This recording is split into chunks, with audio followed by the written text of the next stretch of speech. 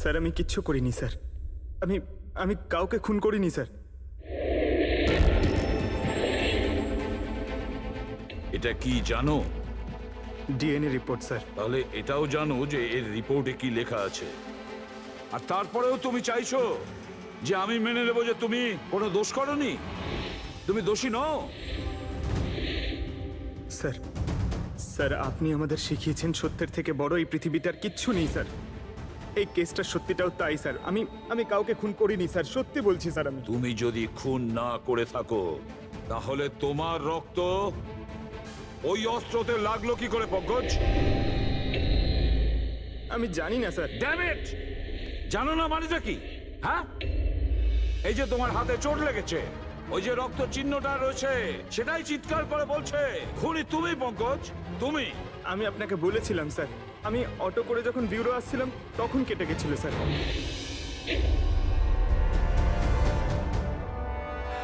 Sir এটাও তো হতে পারে যে কেউ পঙ্কজকে ফাঁসানোর চেষ্টা করছে।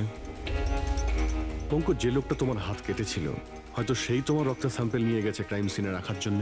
স্যার না স্যার, স্যাম্পেল ছিল না ওর কাছে। ও যখন আমার হাত কেটেছিল তখন সঙ্গে সঙ্গে রক্ত বেরোয়নি স্যার। ও চলে যাবার পর আমার রক্ত বেরিয়েছিল। ওর কাছে আমার স্যাম্পেল থাকতেই পারে না স্যার। যদি তোমার রক্ত কেউ না নিয়ে থাকে তাহলে তোমার রক্ত ক্রাইম সিনে শুধু একটা কারণেই যেতে পারে পঙ্কজ, আর সেটা তখনই যখন তুমি ওখানে খুন করতে গিয়েছিলে। স্যার এ তো অদ্ভুত ব্যাপার।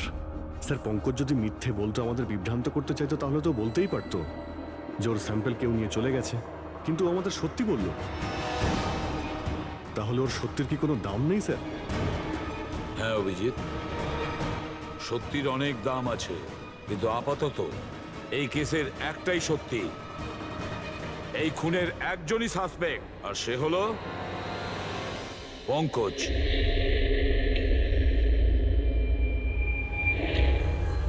আমি তোমাকে সিআইডি থেকে সাসপেন্ড করছি। স্যার স্যার আমার কথা বিশ্বাস করুন, আমি কিচ্ছু করিনি। আমি খুন করিনি, আমি আমার বাবার দিব্যি করে বলছি স্যার। তোমার গান আর ব্যাচ। স্যার, একজন ছেলে তার বাবার শ্রাদ্ধের দিন কিভাবে তার মিথ্যে দিব্যি কাটতে পারে স্যার? আমি তোমাকে জিজ্ঞেস করিনি ফেডরিক। গান আর ব্যাচ।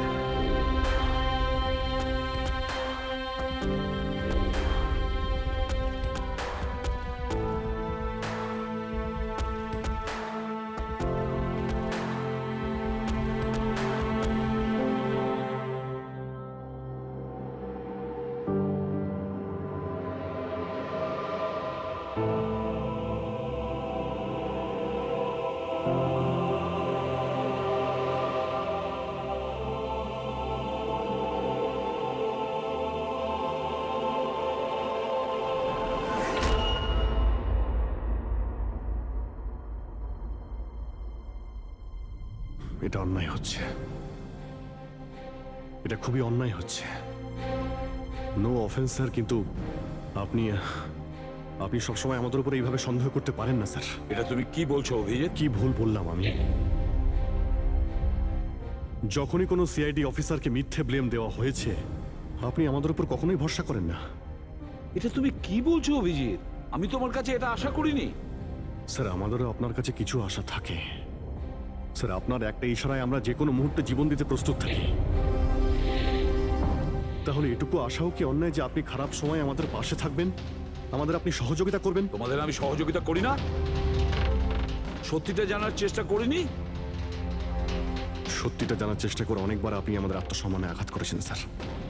আমাদের দায়িত্ব আর কর্তব্যকে আপনি সন্দেহ করেছেন। যখন আমাকে মিথ্যে অপবাদ দেওয়া হয়েছিল, আপনি আমার উপরে ভরসা করেননি স্যার। আর যতক্ষণ পর্যন্ত অভিজিৎ নিজেকে নির্দোষ প্রমাণিত করছে, ওকে জেলেই থাকতে হবে। যখন দয়াকে মিথ্যে অপবাদ দেওয়া হয়, তখন ওকেও আপনি ভরসা করেননি স্যার। কিন্তু হয়তো আপনি একটা কথা ভুলে গেছেন, একবার আপনাকেও এরকম মিথ্যে অপবাদ দেওয়া হয়েছিল স্যার।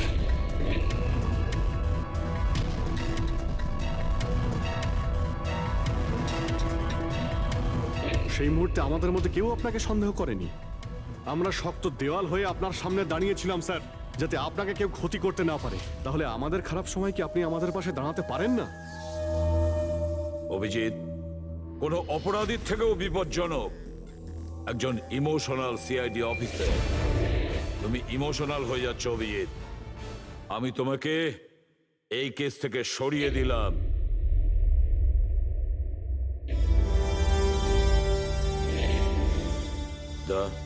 পুরবি, আজ থেকে পঙ্কজের কেস তোমরা দুজন ইনভেস্টিগেট করবে। শুধু শুধু তোমরা দুজনে। ঠিক আছে স্যার। এখন আমার উপরে আপনার এতটুকুও ভরসা নেই যে কেসটাকে আমি নিউট্রাল ভাবে দেখতে পারবো কিনা। এত বছর ডিউটির পর এরকম মেডেল তো ভাগ্যবানেরাই পায়। Thank you sir.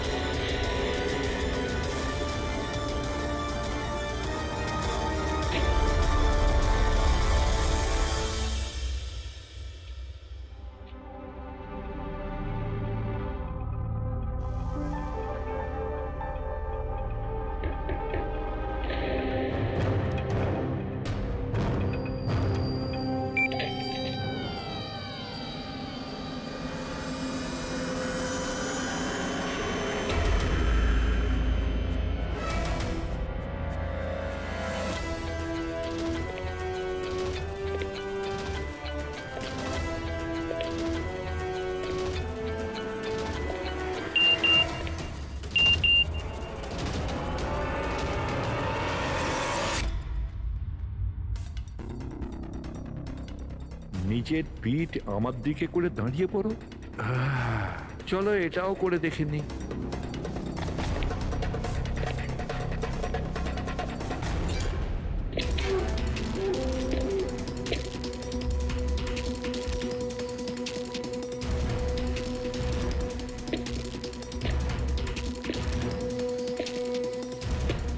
আপনি এসে গেছেন স্যার। আমি আপনার জন্য অপেক্ষা করছিলাম।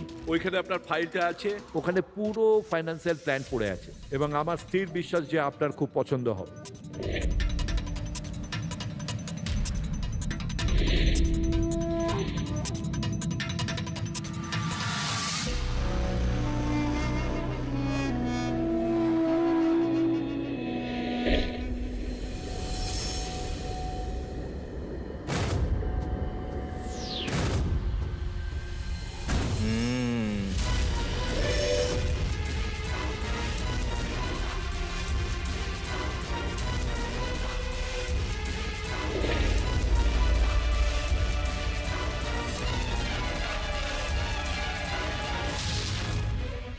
আরে এ তো নকল।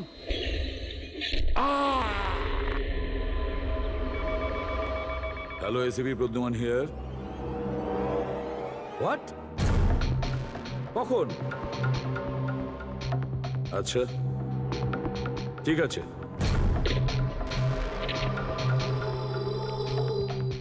তা অভিজিৎ, বিক্রম বিজয় খুন হয়েছে। বিক্রম বিজয় মানে ওই কেলেঙ্কারি কেসের? হ্যাঁ হ্যাঁ, ওই বিক্রম বিজয় আজও আইনকে ফাঁকি দিয়ে পালাচ্ছিল, আর আজও খুন হয়েছে ওরই বাড়িতে। একদিন না একদিন তো এটা হওয়ারই কথা ছিল স্যার, এত শত্রুও পুষেছে ঘরের মধ্যে। Sir I am really sorry sir, একটু লেট হয়ে গেলাম। কি ব্যাপার পঙ্কজ, কোথায় ছিলে তুমি? স্যার আসলে বাবার শ্রাদ্ধ ছিল আজ, তাই মন্দিরে গেছিলাম পুজো দিতে। ঠিক আছে, আর এটা হাতে কি হয়েছে? আরে স্যার আসতে গিয়ে লেগে গেল, তেমন কিছু না, খুব বেশি লাগেনি স্যার। ঠিক আছে, তৈরি হয়ে নাও, একটা মার্ডার কেস এসেছে। আর শোনো,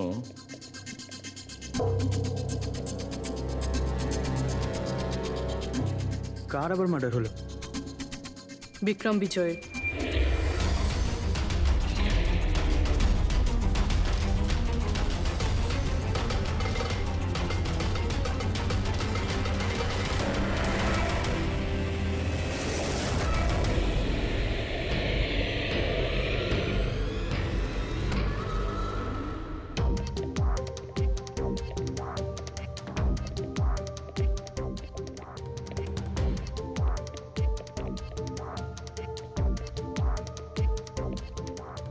সিআইডি? হ্যাঁ, স্যার আমি গোপাল, বিক্রম স্যারের ম্যানেজার। এই তিনজন কারা? এ মোহিত, বিশাল আর ও হলো রাঘব, এরা স্যারের সিকিউরিটি গার্ডস। ও, আর ইনি? ইনি বিক্রম স্যারের ওয়াইফ মধু ম্যাডাম, আর বাকিরা সব স্টাফ। বডি কোথায়? স্যার বডি ভেতরে আছে। এই ঘাড়ে আঘাত করেছে আর পেট আর বুকেও মেরেছে। খুনি এটা শিওর হতে চেয়েছিল যে কোনোভাবেই যেন এ বেঁচে না যায়।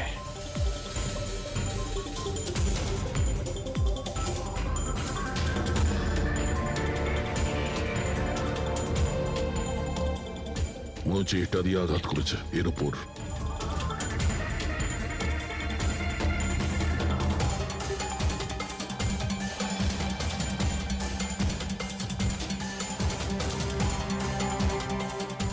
বিক্রমের ফোনে শেষ মেসেজটা কোনো আননোন নাম্বার থেকে এসেছিল। নিজের পিঠ আমার দিকে করে দাঁড়াও। পিঠ আমার দিকে মানে ওই লোকটা কি একে নিজের মুখ দেখাতে চাইনি নাকি?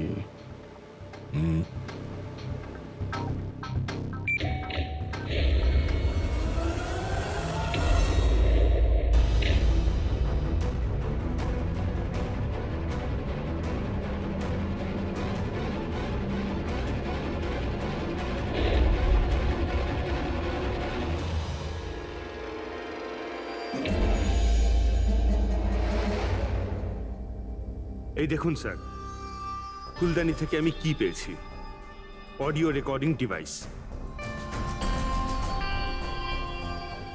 Audio recording device?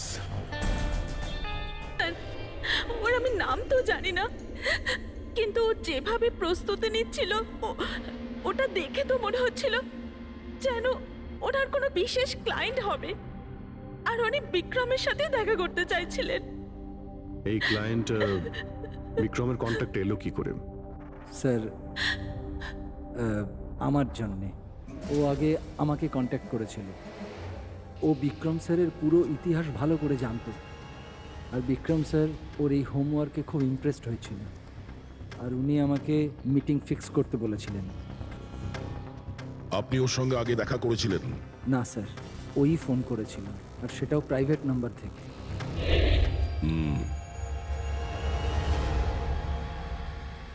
তাহলে আপনারা মিটিং এর আগে সবকিছু দেখে নিয়েছিলেন? হ্যাঁ হ্যাঁ স্যার। ওই রুমটা খুব ভালো করে চেক করে নিয়েছিলেন তো? হ্যাঁ। তাহলে এই অডিওর রেকর্ডিং ডিভাইস এটা রুমের মধ্যে এলো কি করে? স্যার এটা কোথায় ছিল? ফ্লাওয়ার পটের মধ্যে। ফ্লাওয়ার পটে? ওটা তো তুই চেক করেছিলিস না মোহিত? আমি চেক করেছিলাম স্যার, কিন্তু আমি এটা ফ্লাওয়ার পটে দেখতে পাইনি। দেখতে পাননি? আগে না। আচ্ছা, কিভাবে তুমি দেখলে না? ব্যুরো চলো, ওখানে সবাই খুব ভালোভাবে দেখতে পায়।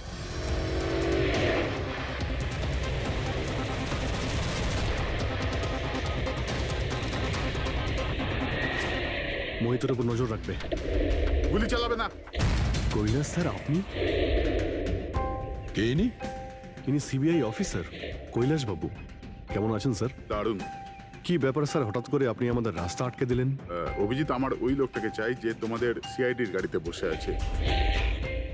মোহিত? ও ও আমাদের অপরাধী স্যার, ওকে আমরা ব্যুরোতে নিয়ে যাচ্ছি ইন্টারোগেট করার না জন্য। অভিজিৎ, ও অপরাধী নয়, ও একজন সিবিআই অফিসার। কি বলছেন আপনি? এই মোহিত সিবিআই অফিসার? কিন্তু স্যার এ তো ওই বিক্রমের ওখানে গার্ডের চাকরি করছিল। দেখাবার জন্য, সত্যিটাকে লুকোবার জন্য। কিরকম সত্যি স্যার? মোহিত একজন আন্ডার কভার। ও আমার কথাতেই ওখানে ডিউটি করছিল, আর আমার কথাতেই ও বিক্রমের ওখানে রেকর্ডিং ডিভাইসটা লাগিয়েছিল। আর এই কারণে কিছুই বলতে হচ্ছিল না। আন্ডার কভার মরে যাবে কিন্তু প্রোটোকল ভাঙবে না। না ঠিক আছে স্যার, ওই অ্যাকচুয়ালি কিছু জিজ্ঞাসাবাদ তো করতেই হবে, খুনের ব্যাপার তো, জাস্ট জেনারেল জিজ্ঞাসাবাদ। আর আমরা ওই অডিও রেকর্ডিংটা পেতে পারি স্যার? আমরা জানতে চাই যে খুনি আর বিক্রমের মধ্যে কি কথা হয়েছে। আপনি এসে গেছেন স্যার, আমি আপনার জন্য অপেক্ষা করছিলাম। ওইখানে আপনার ফাইলটা আছে, ওখানে পুরো ফাইন্যান্সিয়াল প্ল্যান পড়ে আছে এবং আমার স্থির বিশ্বাস যে আপনার খুব পছন্দ হবে। এটা নকল। মনে হচ্ছে এই বিক্রম বিজয় খুনিকে চেনে, সেই কারণে খুনি ওকে নিজের মুখ দেখতেই দেয়নি। আর যখন বিক্রম জানতে পারে যে যে টাকাগুলোকে দেওয়া হয়েছে সেগুলো নকল, তখন সে বিক্রমকে খুন করে আর ব্যাগ নিয়ে চলে যায়। একটা কাজ করি আমরা, এই মোহিতকে, আন্ডার কভার পুলিশকে কিছু জিজ্ঞাসাবাদ করি। আই এম সরি স্যার, এই কেসটা এখনো বন্ধ হয়নি। এই জন্য আমি যদি আপনাদের এর থেকে যদি কিছু বেশি বলি তাহলে প্রোটোকল ভাঙা হবে, হুইচ আই ডোন্ট ওয়ান্ট। দেখো মোহিত, আমি তোমার প্রোটোকলকে রেসপেক্ট করি। এমন তো কিছু পেয়েছো তোমার ইনভেস্টিগেশন চলাকালীন যেটা হয়তো তোমার প্রোটোকলের মধ্যে পড়ে না, আর সেই জন্য তুমি আমাদের কিছু বলতে পারো।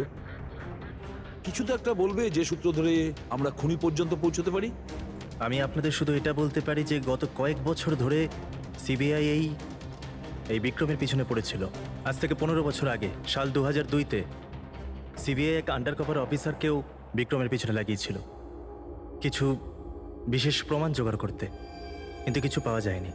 আর আনফর্চুনেটলি আমাদের এই অফিসার মারা যান। এক মিনিট, নাম কি ছিল এই অফিসারের? ইন্সপেক্টর অধিরাজ।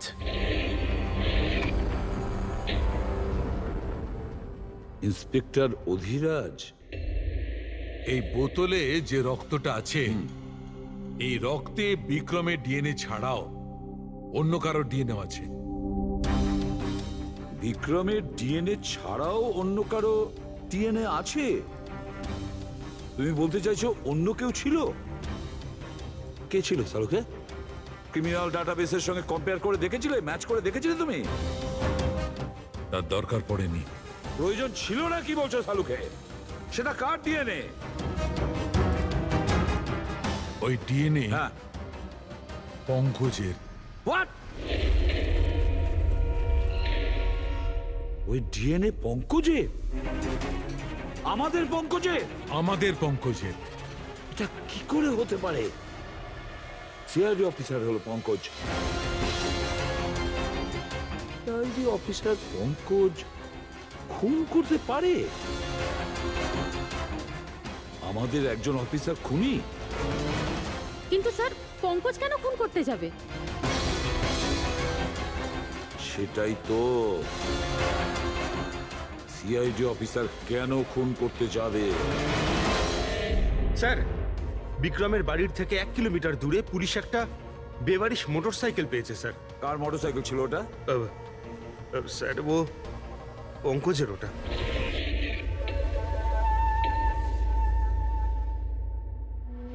ভাবছিলাম তাই। তার মানে পঙ্কজের বাইকটা পাওয়া গেল ওখানে, আর আপনাদের কারুর অবাক লাগলো না? ফ্রেডি, বিক্রম বিজয় যে মারা গেছে আজ 15 বছর আগে, অধিরাজ বাবু পঙ্কজের বাবা একটা আন্ডার কভার কব বডিগার্ড সেজে বিক্রম বিজয়ের বিরুদ্ধে প্রমাণ জোগাড় করছিল, আর সেই কারণে ও মারাও গেছে।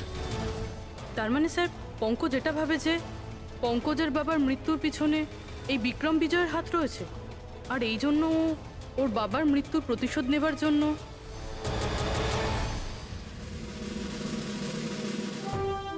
পঙ্কজ এখন কোথায়?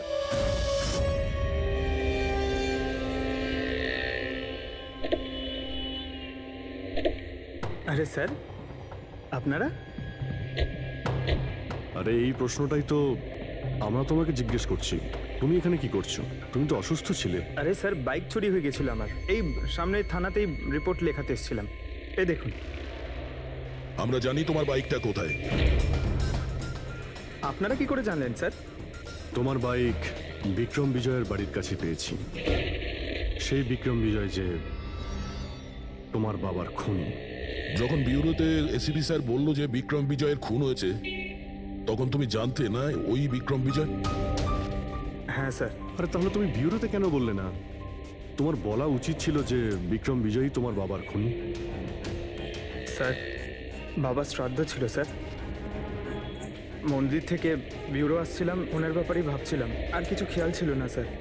একদম কিছু মাথায় আসছিল না, বুঝতেই পারছিলাম না কি করব। আর এই যে তোমার হাতটা কাটা, এক্স্যাক্টলি কি হয়েছিল? স্যার, এটা তো মন্দির থেকে যখন আমি অটোতে ফিরছিলাম।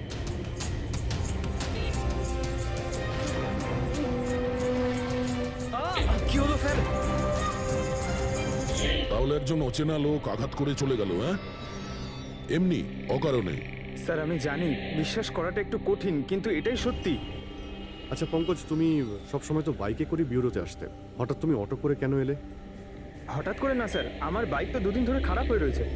তাহলে তোমার খারাপ হয়ে যাওয়া বাইকটাকেও নিয়ে গেল, সে ওটাকে রিপেয়ার করলো, আর ঠিক হয়ে যাওয়ার পর ওটাকে একটা ফাঁকা জায়গায় ফেলে দিয়ে এলো, তাও কাকতালীয় ভাবে এমন একজনের বাড়িতে ফেলে দিয়ে এলো যার আজই খুন হয়েছে, আর যে তোমার বাবার খুনিও। স্যার, আপনারা আমাকে সন্দেহ করছেন? আপনাদের মনে হচ্ছে ওই বিক্রম বিজয়কে আমি মেরেছি?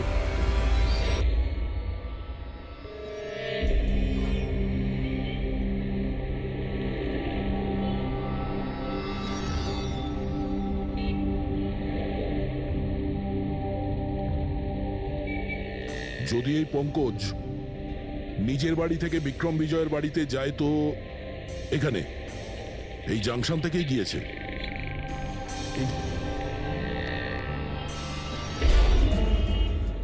স্যার, সিগন্যালে সিসিটিভি ক্যামেরা রয়েছে। এই সিসিটিভি ক্যামেরার ফুটেজ থেকেই আমরা জানতে পারবো যে পঙ্কজ ওই বাইকে করে এখান থেকে গিয়েছিল নাকি ওটা অন্য কেউ ছিল।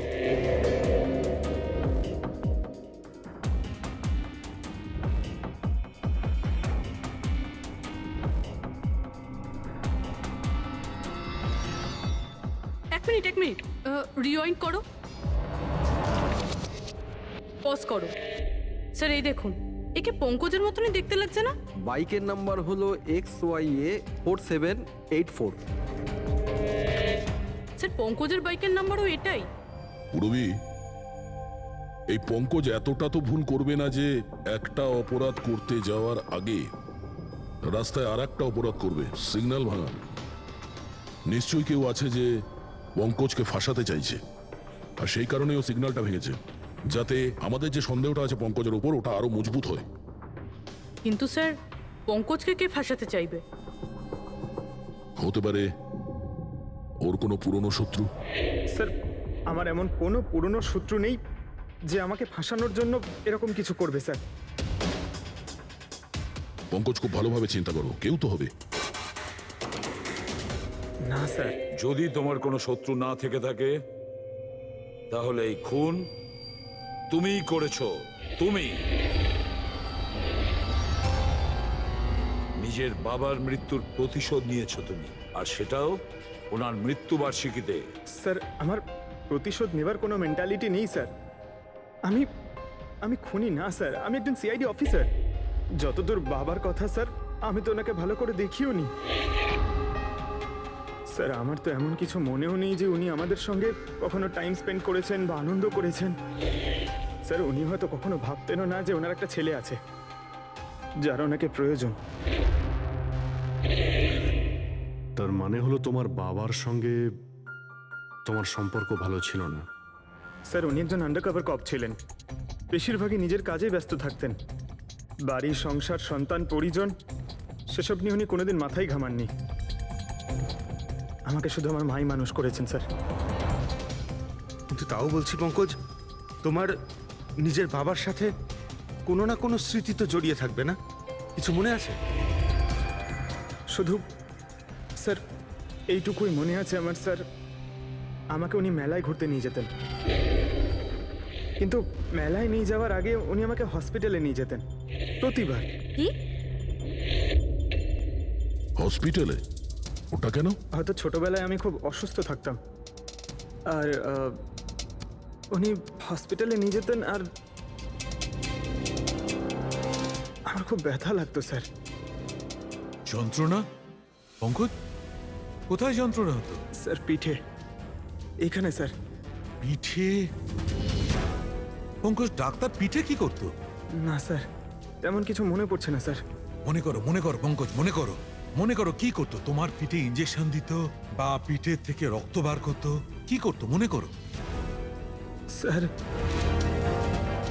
স্যার স্যার ড্রিল মেশিন দিয়ে কিছু করতো হসপিটালে। কি বলে, ড্রিল মেশিন দিয়ে?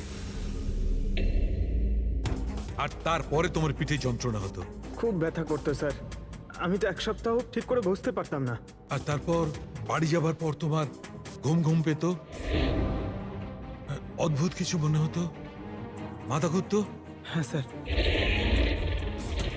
স্যার মেলায় যখন আমি ঘুরতে যেতাম তখন ঘোরের মধ্যে থাকতাম স্যার, সারাক্ষণ মাথাটা ঝিমঝিম করতে আর ঘুরতো স্যার। কিন্তু স্যার এই কথাটার কেসটার সাথে কি সম্পর্ক? সম্পর্ক আছে বস। আমার মনে হচ্ছে এর বাবা এর খুব কম বয়সে এর বোন ম্যারো ডোনেট করে দিয়েছিল। কিন্তু স্যার বাচ্চাদের বোন ম্যারো ডোনেট করা তো বেআইনি কাজ। বেআইনি কাজ, কিন্তু আমার মনে হচ্ছে বস টাকার জন্য বা যে কোনো কারণেই হোক ওই ডক্টর এর বাবার জন্য এই সমস্ত করেছে। সেটা বুঝলাম স্যার, কিন্তু আমি এখনো এটা বুঝতে পারছি না যে ওই ঘটনাটার এই কেসের সাথে কি সম্পর্ক। কানেকশন এইটা পুরোপি, যখন কাউকে বোন ম্যারো ডোনেট করা হয়ে থাকে তখন যাকে বোন ম্যারো ডোনেট করা হয়েছে সেই ব্যক্তির হিউম্যান কাইমারিজম হয়ে যায়। হিউম্যান কাইমারিজম? এটা কি ডক্টর সালুখে? মনে করো যে লোকটাকে বোন ম্যারো ডোনেট করা হয়েছে সেই ব্যক্তিটির শরীরে দুটো ডিএনএ তৈরি হয়ে যায়। একটা ডিএনএ সেইটা যেটা ওর নিজের অরিজিনাল, আর দ্বিতীয় ডিএনএটা তার যার বোন ম্যারো তাকে ডোনেট করা হয়েছে তার। তার মানে ডক্টর, পঙ্কজের বোন ম্যারোটা যে পেয়েছে তার রক্তেও এই পঙ্কজের ডিএনএ আছে? এক্স্যাক্টলি দয়া বস, আমার মনে হচ্ছে সেই ব্যক্তিটা একটা বিশেষ লোক যার জন্য পঙ্কজের বাবা এই কাজ করেছিলেন। এমন কোন বিশেষ লোক যে পঙ্কজের বাবা ইন্সপেক্টর অধিরাজের খুব কাছের মানুষ ছিলেন, আর তার মৃত্যুর প্রতিশোধ নিতে গিয়ে ও একটা খুন করে বসে। কিন্তু কে?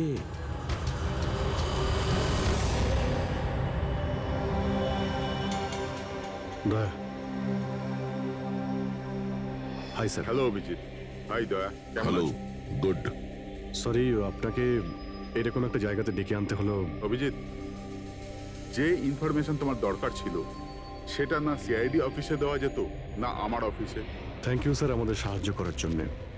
স্যার পঙ্কজ একজন সৎ অফিসার, আর যদি আপনার সাহায্যকে আমরা নিরাপরাধ প্রমাণ করতে পারি। অভিজিৎ, তোমার মনে আছে এক বিপজ্জনক অপরাধী ছিল রাকা, তাকে ধরতে তুমি আমাকে সাহায্য করেছিলে। তা ধরে নাও আমি সেটারই ঋণ মেটাচ্ছি। এসব আপনি কি বলছেন স্যার? অ্যাকচুয়ালি আমাদের পঙ্কজের বাবা ইন্সপেক্টর অধিরাজের ব্যাপারে কিছু ইনফরমেশন চাই, যতটা আপনি দিতে পারবেন। আপনি কাজ করেছেন না ইন্সপেক্টর অধিরাজের সঙ্গে? হ্যাঁ দয়া, অধিরাজ খুবই সৎ ইন্সপেক্টর ছিল আর সাহসীও। আমার তো এটা বলতে গর্ব হয় যে আমরা একসাথে কাজ করেছি। স্যার অ্যাকচুয়ালি আমরা এটাই জানতে চাই যে ওনার আন্ডার কভার মিশনের সময় ওনার সঙ্গে কারো কি কোনো গভীর সম্পর্ক হয়েছিল? আই মিন কোনো নতুন পরিবার সেরকম কিছু? অভিজিৎ, এই যে আন্ডার কভারদের যে দুরকম জীবন হয়, খুব কঠিন হয় সেটা সামলানো। এই পুলিশেরাও তো মানুষ হয় নাকি, আর তাদেরকেও সেই সীমাটা পেরিয়ে যেতে নেই যেটা ও পেরিয়ে গিয়েছিল। মানে ওনারও কারোর সঙ্গে ভালোবাসা হয়েছিল? ওনারও কোনো অন্য পরিবার ছিল? হ্যাঁ, অধিরাজের দ্বিতীয় স্ত্রী বাচ্চা জন্ম দিতে গিয়ে মারা গিয়েছিল। ও, আর অধিরাজ বাবুর মৃত্যুর পর এই দ্বিতীয় বাচ্চাটার কি হয়েছে? এই রহস্য সবসময় রহস্যই রয়ে গেছে। অধিরাজ ওই দ্বিতীয় বাচ্চাটাকে কোথায় রেখেছে, কিভাবে বড় করেছে, আর ওই বাচ্চাটা কোথায় গেল কেউ কিছু জানে না। আর এই যে বাচ্চাটা, মানে দ্বিতীয় বিয়ের বাচ্চাটা, কত বয়স ওর? এই পঙ্কজের থেকে 2-3 বছর বড় হবে। বিয়ে পঙ্কজের মায়ের সাথে আগে হয়েছিল, কিন্তু বাচ্চা দ্বিতীয় স্ত্রীর আগে হয়েছিল। হয়তো ওনার কোনো রোগ ছিল যার কারণে অধিরাজবাবু পঙ্কজের বোন ম্যারো ওকে দিয়েছিলেন। নিজের বাবার মৃত্যুর প্রতিশোধ নিতে হতে পারে খুনটা পঙ্কজের সৎ ভাইই করেছে। আর এখন প্রশ্ন এটাই যে পঙ্কজের এই সৎ ভাই কে সে, আর এখন কোথায়? আমার কিছু কিছু আইডিয়া হচ্ছে যে ওর সঙ্গে ঠিক কি হতে পারে। দেখুন স্যার, আমাদের আরো একটা সাহায্যের খুব প্রয়োজন। এই আন্ডার কভার মিশনের সময় আপনাদের সঙ্গে আর কারা কারা ছিলেন তার সবার ইনফরমেশন চাই, আর অধিরাজ বাবুর ডিটেলস। অভিজিৎ, এটা একটু মুশকিল হবে। জানি স্যার, এটা খুবই কঠিন, কিন্তু কাউকে নির্দোষ প্রমাণ করতে হবে। আপনি আমাদের উপরে বিশ্বাস রাখতে পারেন, সমস্ত ইনফরমেশন আমাদের কাছেই থাকবে। ওকে। আরে ভাই, কতক্ষণ আর অপেক্ষা করতে হবে? এই লোক সময় আসে না কেন?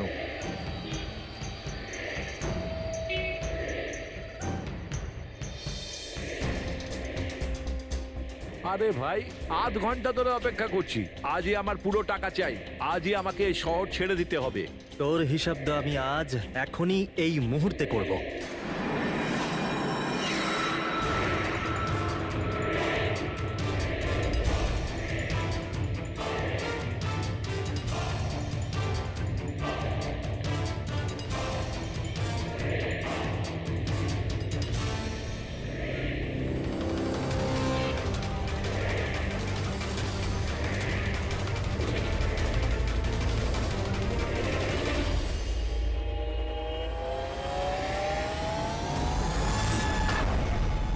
তোর অ্যাকাউন্ট সিআইডি বন্ধ করবে।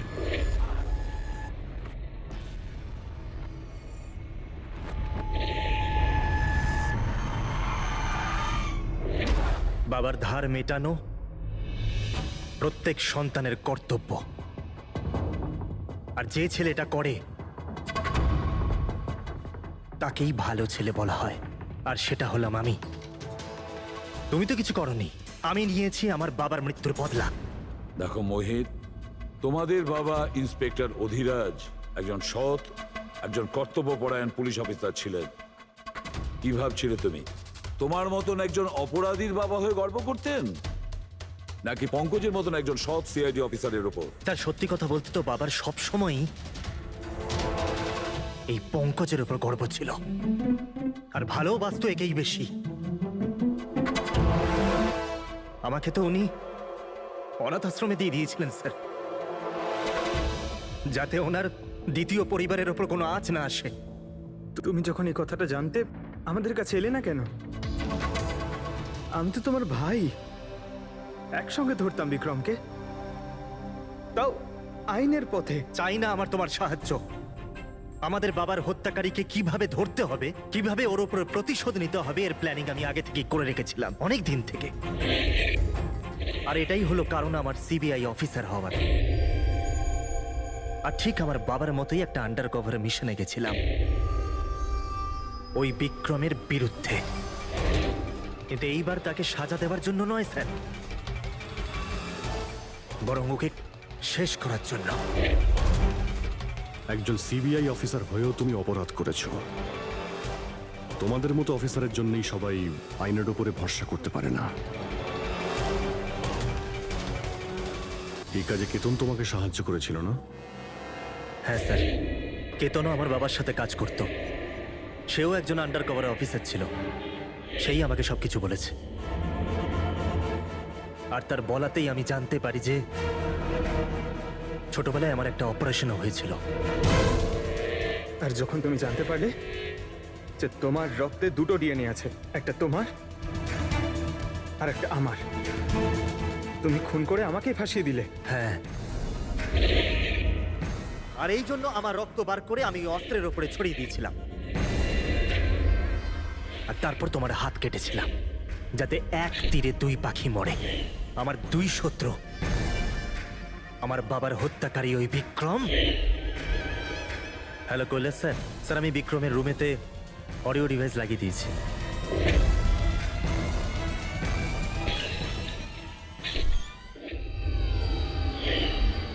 আর তুমি আমাকে এত ঘৃণা করার কারণ কি ভাই? কেন করবো না বলো তো? আজ পর্যন্ত সবকিছু তুমি পেয়েছো। আমাদের বাবার নাম, ওনার ভালোবাসা, ওনার সম্মান, সবকিছু। আর দুঃখের বিষয় তো এটা যে এত কিছু পাওয়ার পরেও তোমার এতটুকু হুঁশ ছিল না যে আমাদের বাবার হত্যাকারী কে। স্যার, আজকে যদি আমি না হতাম তাহলে আমাদের বাবার হত্যাকারী আজও বেঁচে থাকতো এবং ঘুরে বেড়াতো। আর তুমি কি পেলে মোহিত? জেল? আর খুন করে তোমার বাবা কি পেল মরার পরে? লজ্জা? স্যার, একটা প্রশ্ন করতে পারি আপনাকে? আপনারা আপনারা আমার কাছে পৌঁছলেন কি করে?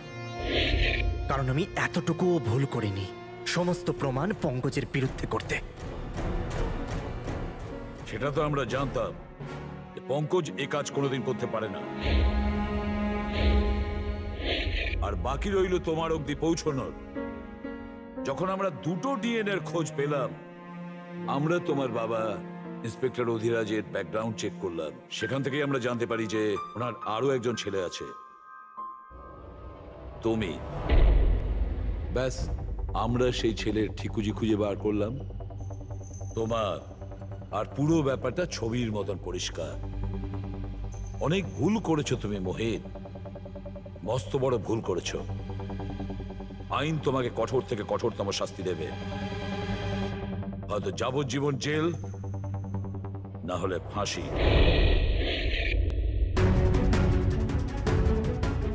ফ্রেডরিক,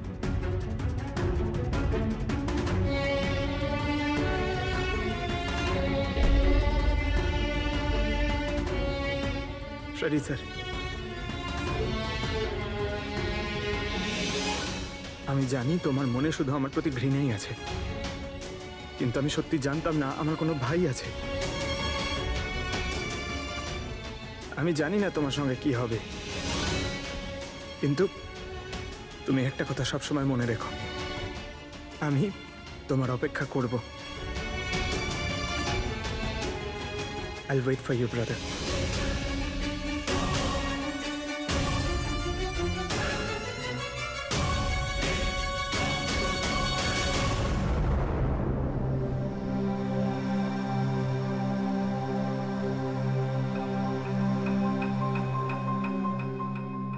পঙ্কজ, দেখো, তোমার যে ভালো দিকটা আছে না, সেটা কিন্তু বাঁচিয়ে রাখবে খুব ভালো করে।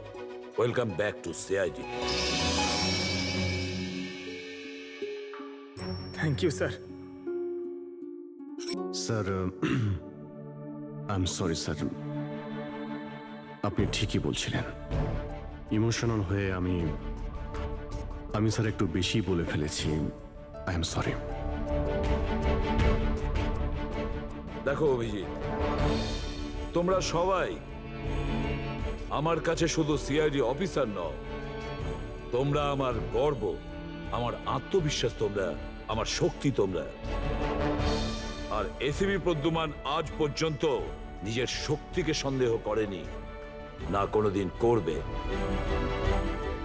সময় তো সব সময়ই মানুষের পরীক্ষা নেয়, কিন্তু কর্তব্যের পথে চলার সময় যদি নিজের সন্তানের ওপরেও গুলি চালাতে হয়, আমাদের হাত যেন না কাঁপে।